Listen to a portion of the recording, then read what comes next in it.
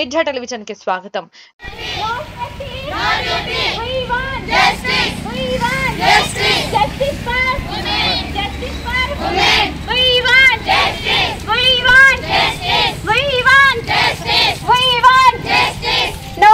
No safe anywhere after 70 years of independence to women.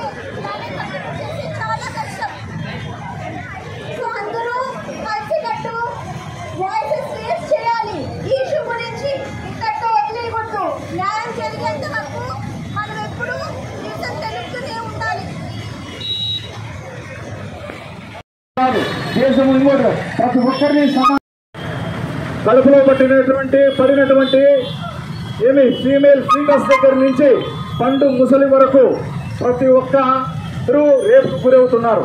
దాన్ని ఎక్కడ ఎవరు అడ్రస్ చేయాలా, అడ్రస్ చేసే న్యాయం జరుగుతుందా అనేది ఎవరికి తెలియదు.